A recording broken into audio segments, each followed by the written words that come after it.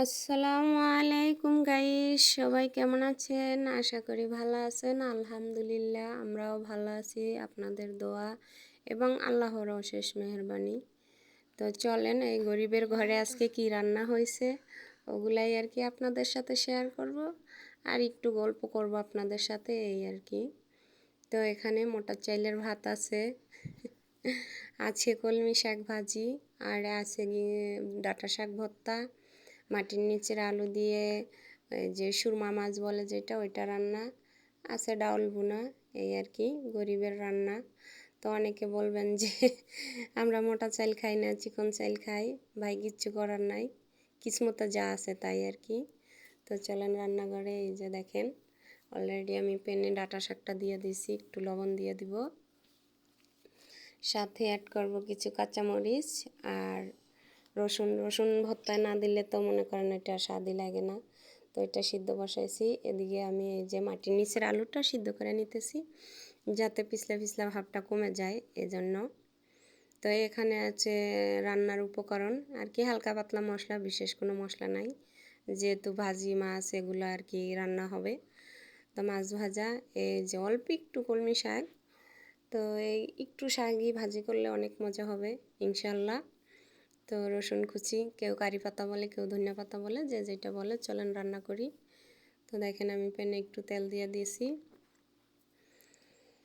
এখানে আমি কিছু পেঁয়াজ অ্যাড করব। এই পেঁয়াজটা হালকা ভাজবো, বেশি ভাজবো না, কারণ হালকা ভাজলে কি হয়, শাক সবুজ থাকবে। দেখেন আমি শাকটা দিয়ে দিছি অল্প একটু ভেজে। তো এখন আমি একটু এই যে রসুন কুচি আর কাঁচামরিচ কুচি দিয়ে দিলাম, অল্প দিলাম কাঁচামরিচ, সামান্য লবণ দিলাম। এই যে ভাজা মরিচটা দেবো দেখেই অল্প দিচ্ছি কাঁচামরিচ। ভাজা মরিচটা দিলে শাকে একটা আলাদা ফ্লেভার আসে। তো আমার শাক ভাজি হয়ে গেছে, এই যে দেখেন এই গুঁড়া মরিচটা দিছি। তো এভাবে ভাজি করলে কি আপনার শাকটা সবুজ থাকবে, শাকটা কালচেও হবে না, লালও হবে না। তো শাক ভাজি উঠাই আমি ওই কড়াইতে একটু তেল দিয়ে এখন আমি আর কি দিয়ে দেবো যে ডাঁটা শাকটা। ডাঁটা শাকটা একটু ভাইজা নিতে হয় তেলে, যদি ভাইজা না নেন তাহলে কি পানসা পানসা একটা, ডাঁটা শাক তো এমনি নোনতা নোনতা একটা ভাব থাকে, তো ওই ভাইজা নিলে ওই নোনতা ভাবটা থাকে না, যার কারণে এই যে দেখেন আমার ভাজা হয়ে গেছে অলরেডি। তো এটা নামাইয়া আমি প্যানটা আবার ধুয়ে নিছি, ধুয়ে যে তেল দিয়ে দিছি রান্না করার জন্য। তো রান্নার উপকরণ হালকা পাতলা অল্পই, বেশি মশলা খাই না আমরা।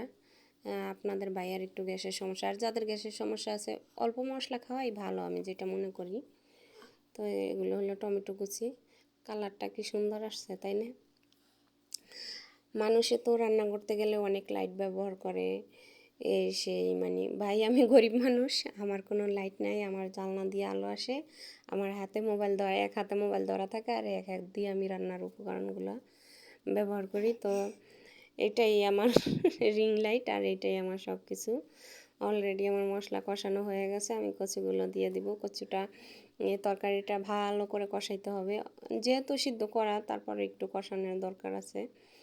তো এখানে আমি ওটা হইতে হইতে দেখেন ব্লেন্ডারে আমি ওই যে শাকটা নিয়ে নিচ্ছি, 2-3টা শুকনো মরিচ দিলাম, একটু ধনিয়া পাতা দিলাম, সামান্য সরিষার তেল অ্যাড করব। তো এটা যদি আপনারা শিলপাটায় বেটে খাইতে পারেন, অবশ্যই কমেন্টে এসে জানাইতে হবে যে না আপু ভর্তাটা অনেক মজা হয়েছে। তো এদিকে দেখেন আমার ওই যে ইয়েটা কষানোর পরে আমি পানি দিয়ে দিছি, ওই ভিডিওটা নাই, অল্প একটু স্কিপ করছি আর কি, যেহেতু ভিডিও অনেক বড় হয়ে যায়। তো আলহামদুলিল্লাহ মাছগুলো দিয়ে আমি একটু ঢাকা দিয়ে দিলাম, এটা হইতেছে দেখেন ঝোলটা টাইনে গেছে। তো একটু ধনিয়া পাতা অ্যাড করব। তো দেখেন আমার রান্নার কালারটা কিন্তু অনেক সুন্দর আসছে, যেহেতু বাইরের আলো এই কারণে এরকম দেখা যায়। তো আলহামদুলিল্লাহ আমার রান্না শেষ, এই যে গরিবের খাবার। আপনারাও চলে আসেন আর ভালো থাকবেন।